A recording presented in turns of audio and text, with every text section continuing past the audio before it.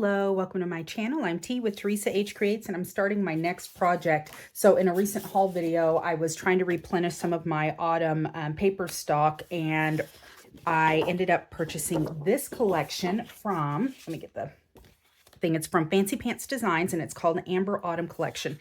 And I absolutely fell in love with this sheet of paper, and I think it's just so beautiful. This is a very, it looks almost kind of reminds me of like a 70s-ish kind of design. And the color palette here, it's kind of these muted tones mixed with some bright stuff that you wouldn't traditionally associate with fall, like these turquoises in this color. And so I decided that I wanted to do a journal with it, and I wanted to do something just really quick, and I wanted to try these out because I purchased these dies in a haul a while back. It's been months and months, and so I wanted to go ahead and give these a try just to see if they are as easy as they appear to be. So if you're making a nice quick journal, so both of these are Sizzix dies, and they're by Eileen Hull, and she's a popular designer for Sizzix, but she has an entire line of different journal types of dies. And so if you search on Amazon for Eileen Hull, or and I don't know, she probably has a website or sells through a vendor, but I used Amazon. So anyhow, if you do that, you'll find a lot of dies in her collection for journals. And so I decided to work with this one though, because this is the largest one of the two. And I wanted to make sure I got as much of this paper pattern in here as possible.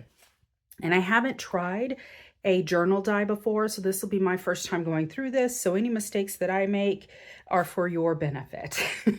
So it is one of the old Biggs dies. These have been out for a really long time, so this is by no means new. So if you have one and you haven't used it, by all means pull it out and let's do this together.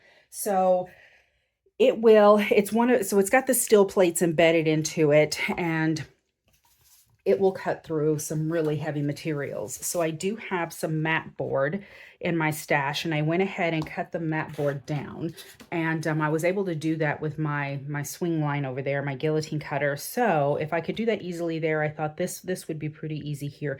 So I did just kind of a rough measurement, and I think that the die here is about 5 1/4 wide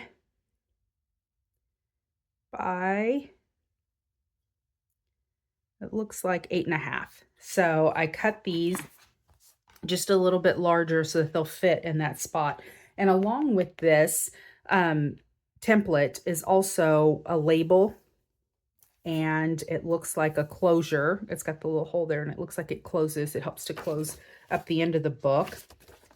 And I'm not sure what this is. It looks like tabs. I think tabs for the book, I think, is what it looks like. Anyhow, it does have instructions on the inside. So we'll probably get to those later when I start assembling. But anyhow, we're just going to go for it. Right now, I just want to get the base of the book down. So let me go ahead and gather up some of my materials, decide what I want on the inside and outside of these mat boards, and then I'll be right back. All right, I'm back, and I have my mat board, and I am using this Thermo Web Peel and Stick non-washable double-sided adhesive. So these large papers, and I got these, you know what? I don't even know where I got these. I've had these for so long and never used them. And until recently, I recently pulled them out and started using them. And I have decided that double-sided tape this large is just, it is the bane of my existence. I have the hardest time with it. But these were already cut to this size, which is, they're just shy of the mat board. I already did one, and I think maybe you can see that little transition. So they're wide enough, like perfect size, but lengthwise they're just shy. But it's, I left some extra, so it's going to be fine. So I just wanted to make sure that I was going to line up those bits. So I already put paper, or already put sticky down on one side, and I'm going to put sticky down on the other side.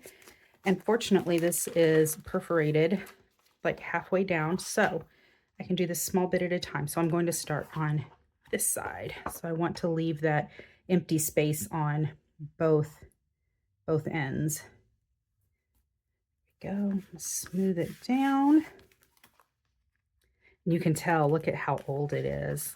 Like I said, I don't even know how long I've had it. I've had it even in my old studio before I moved. I had it there too. It was probably gifted to me at some point in just some stuff, and I held on to it thinking that I would use it.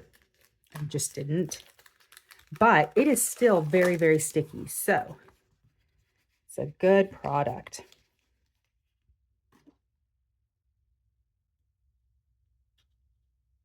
I'm almost out of it. I didn't have a ton, just a little bit.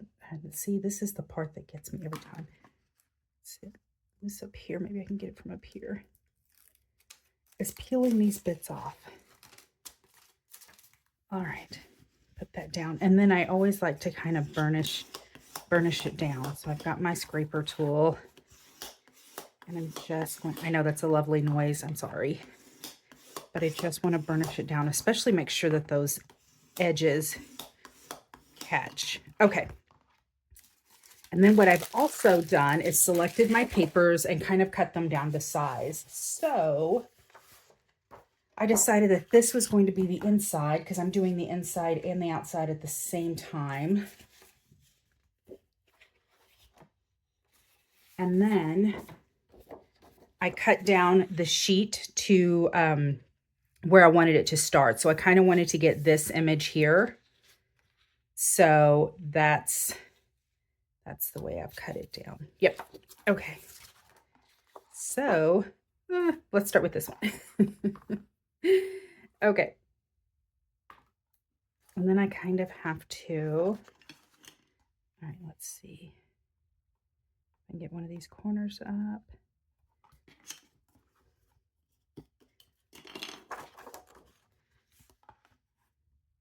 Sorry, you're going to watch me fiddle with this.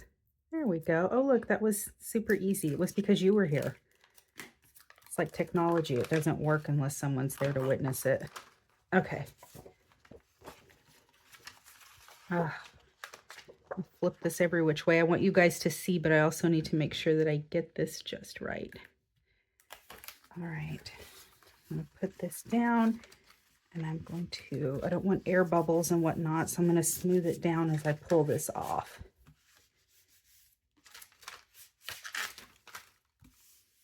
And then there we go.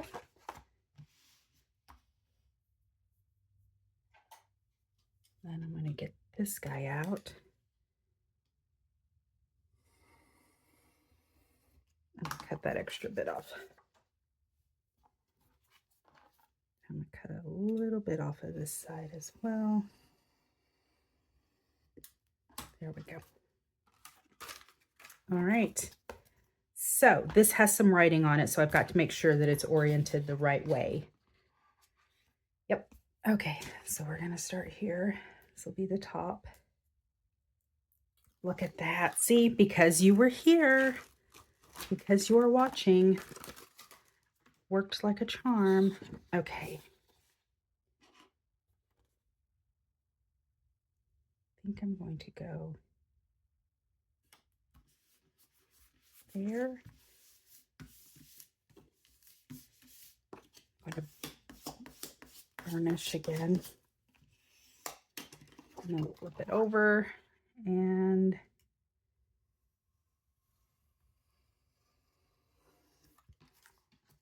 cut. I know I've got some overhang, but that is fine.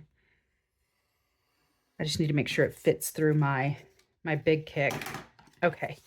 And I don't know if I burnished this, so I'm going to do it again one more time.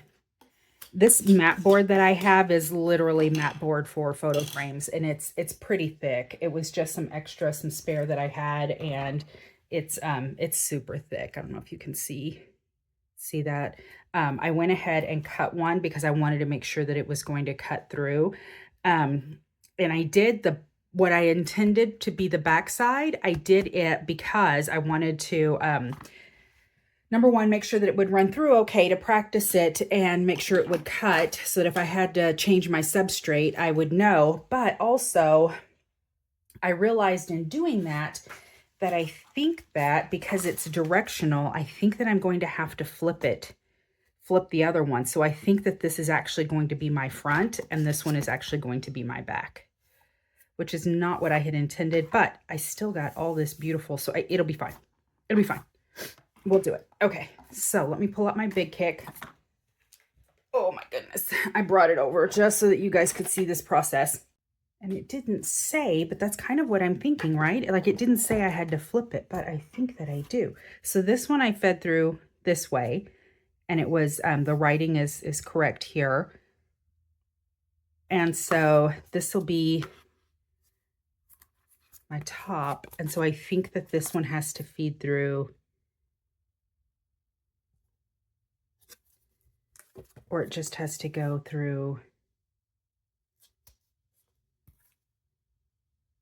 I don't know. Why is this totally confusing me? So I do need the holes on this side. So I am going to flip it through this way. So not only is it going to be, yep, it's going to be upside down. Okay. All right, glad we worked through that. Okay, so let me make sure I've got my mat board actually lined up here. So if you're going to use this like this, you don't have to have the bigger one. I think there's a bigger one than this. Actually, I think there's two larger ones than this, but it doesn't have to be the super large one. But I'm using the Sizzix Big Kick, and it worked just fine. But you do have to have the extended plates. So these really long plates, you do have to have those. Okay, and now I'm nervous that this isn't quite on here good enough. Okay, too much fiddling around. I need to just do it. All right, everybody hold your breath. We're doing this, and it's gonna crunch its way through. Yikes. Look at that, it's effortless, and it is right through there. There you go. Okay, moment of truth. So it cut through that mat board without any problems whatsoever, although I was right on the line. You see that? And so I did not quite get that mat board on there. Dang it. Well, that's a problem. I don't know how I'm going to fix that. Okay, let's do this first. You do have to pick these guys out that are left in here. They will stack up after a while. They will pile up in there and it will impact your cut later. So there is that.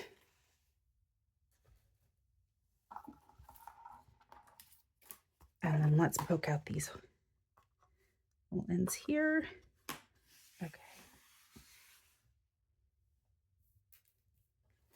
And then let me grab my other and see if what I was thinking was correct. So it was correct. So I would have to do it. You would have to put it in upside down in order to get the front and the back side. And then this is the part that I messed up. So if you were going to do this, my recommendation is you have to have a certain width.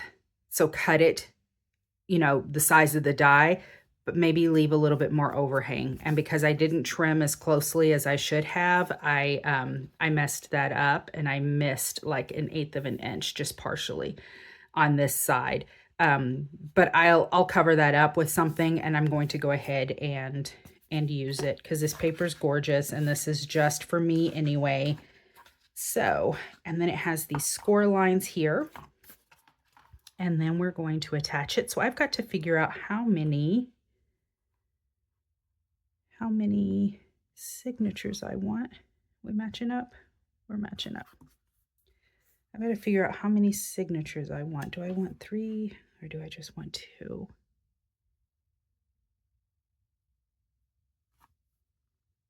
I think I'm going to go 3. I think 3 is a good number.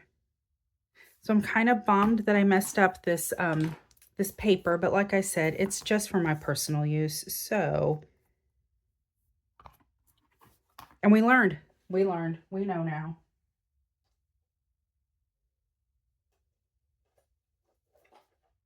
I'm gonna grab some of this double-sided tape. I'm going to put it down.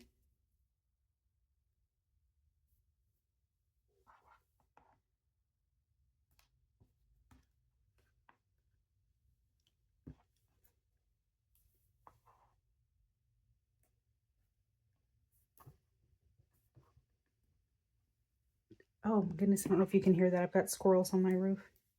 I've got a huge oak tree out front and they jump on my roof all the time.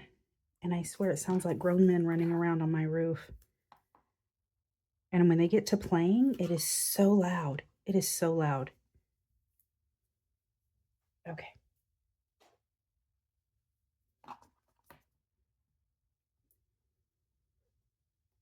Goodness. Watch me fiddle with this. So I'm putting double-sided tape down. I am also going to glue, but I really want to make sure I've got good stick on here. Well, that was not correct. I am really flubbing this up today.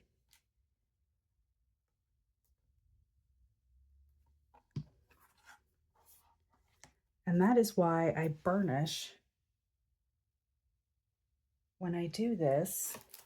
And I didn't do it this time with this tape. That was my bad.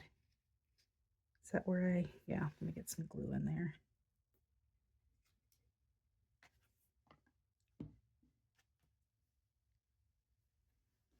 See, mistakes happen to everyone.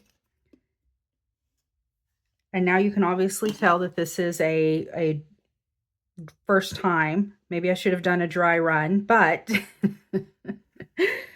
we're learning as we go, right? You got to be careful with certain things. I make the mistakes so that you don't have to. But then we also figure out, you know, how do we fix these? How do we fix it? That's what I'm here for. All right, I'm going to go ahead and put some glue down in here. So I do like that this gives you the adjustable sizes. That's pretty cool.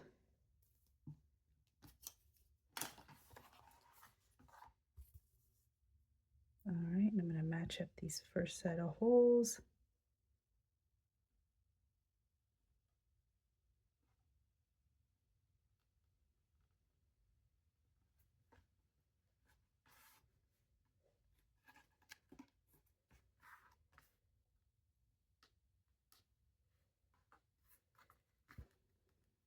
And there we go.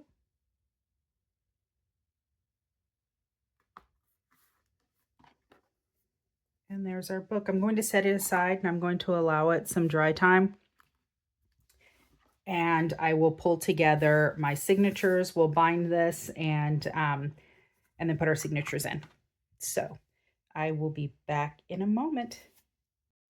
All right, I'm back. So it's nice and dry here on the spine. And in the meantime, I also fixed my little snafu from earlier. So I had put the plate, I didn't quite line it up and it ended up cutting a little bit short on the bottom here. So I took some of the paper that I used on the inside, this little plaid, and I put it on the outside on the bottom of this. So it covered up that part down here that was missing just a little bit.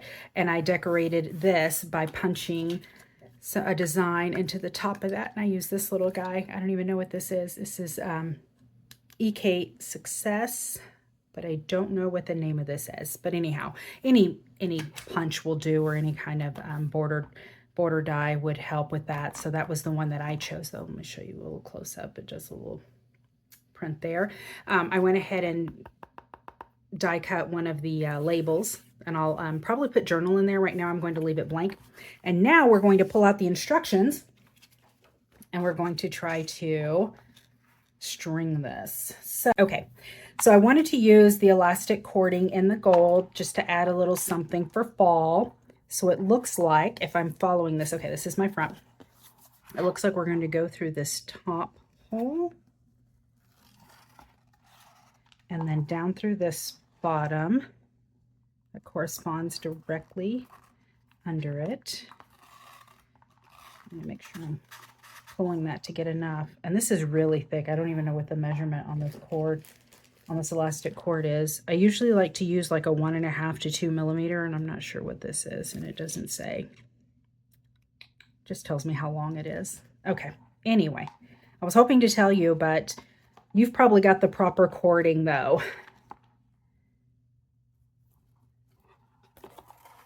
You're not just winging it like me. So we're going to go up through the second one. So that looped through here, went up through the second one. I'm liking this gold though, because it's not that really, really bright gold like this one was. I don't know if you can see that.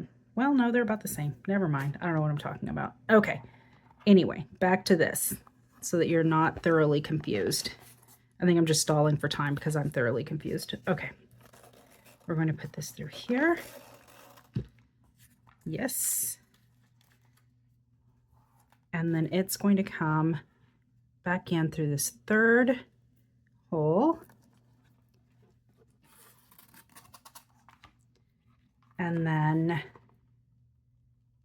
down through the bottom. Okay.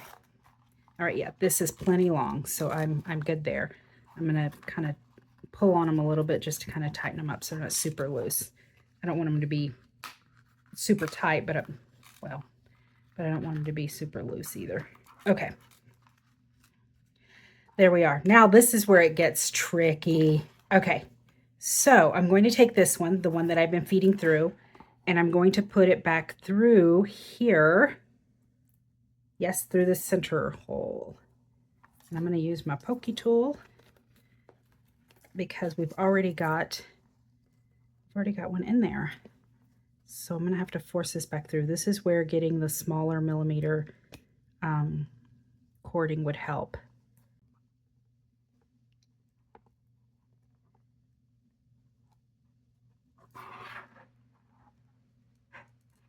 And there we go.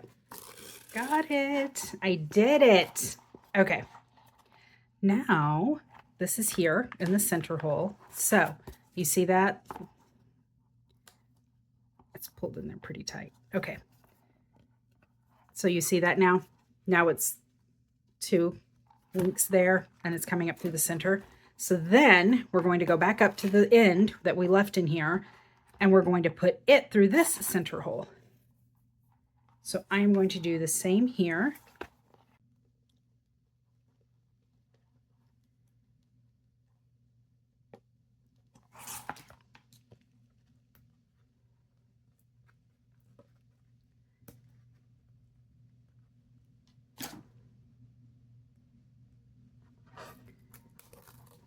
There we go. I am determined to knock over my iced coffee, and it's the one that doesn't have a lid, so that'll probably end up happening. That part was super easy. Okay, then we're going to tie them here. Just going to tie them in a double knot.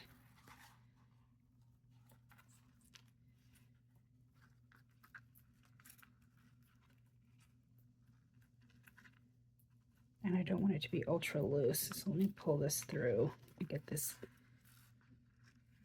the base one down and hold it. This is a really big knot because this cording is so thick. I don't recommend using the kids' craft cording.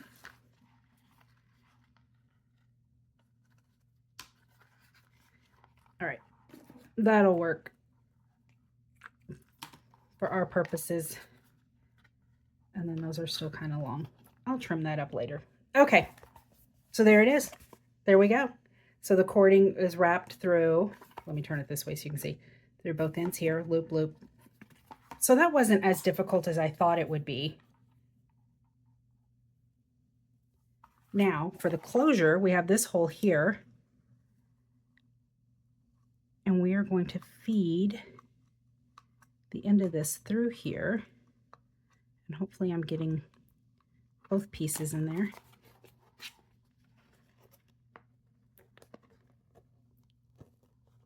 There's one.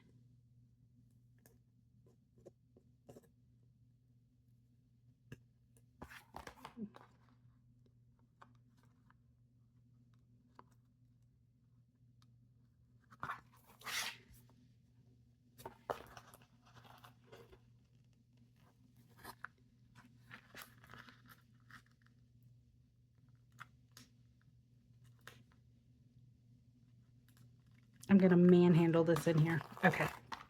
There we go.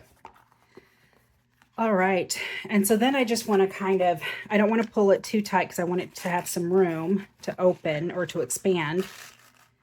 But let's see. So let me hold this here and see how much I need to give it. So it definitely needs to come out some.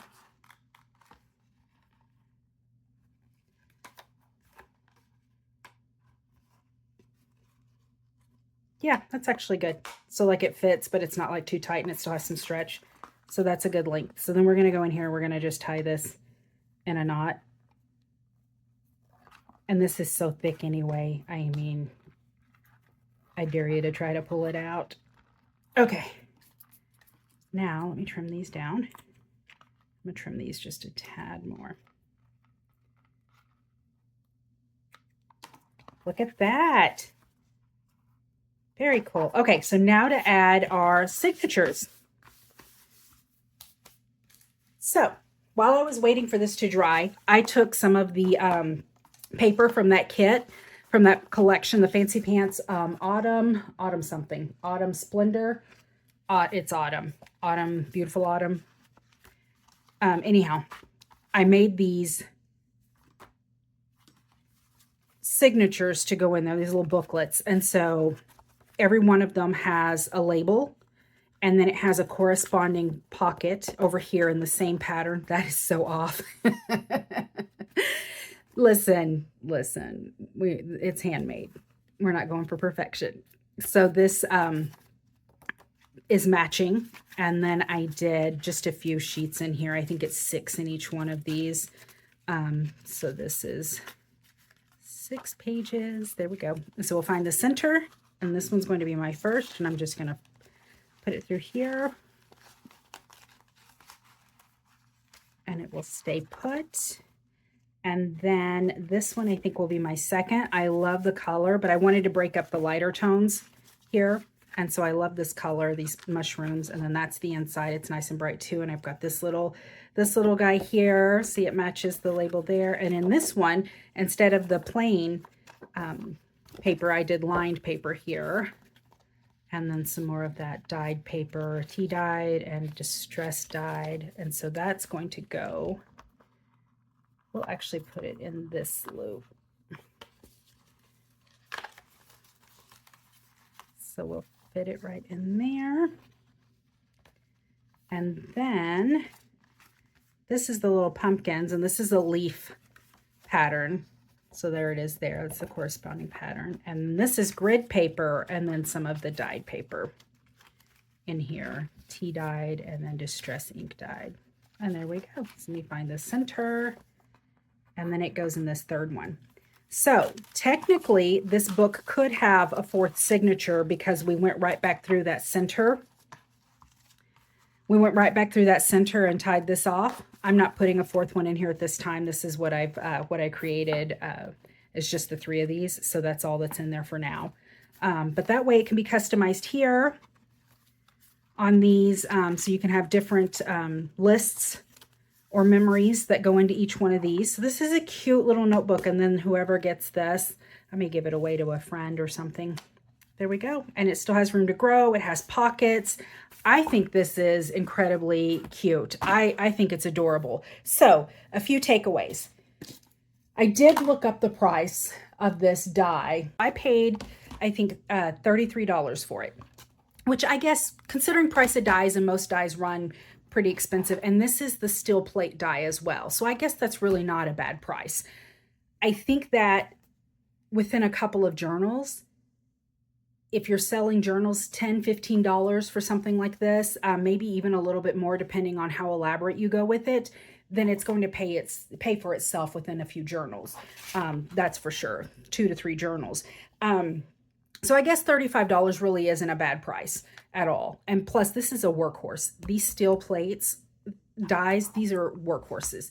And there were still other features that I didn't use, the tabs and also the closure. And that closure, I believe it strings on this and it wraps around the end of this and kind of keeps it bound there. And so I think that it's actually pretty good. I'm going to go ahead and link this in the description below. if you already have a Big Shot or a large die cut machine that this will run through and you're not having to buy a new one, is it worth it? Yes. You're also going to have to get the extended plates. If you already have these, then you're golden. I think this is definitely worth the price. These plus this, is it worth it? I don't know. I'll also link the price of this. I didn't think that it was that expensive, these guys anyway. So I went ahead and did that. A few takeaways as far as how to work the die. I would not use the thickness that I used on this. I don't even know if I can measure this. I don't even know how wide this is. So it's like 3 millimeters, this chipboard, if not more. So I don't know that I would use this mat board again. It was really, really thick. And when you spread it here, you can really see the white in the grooves. I don't think there's a way of getting away from that. It's just, to me, it's really visible. I think that next time I would use something that's thinner for sure. But that's on me. That had nothing to do with this die.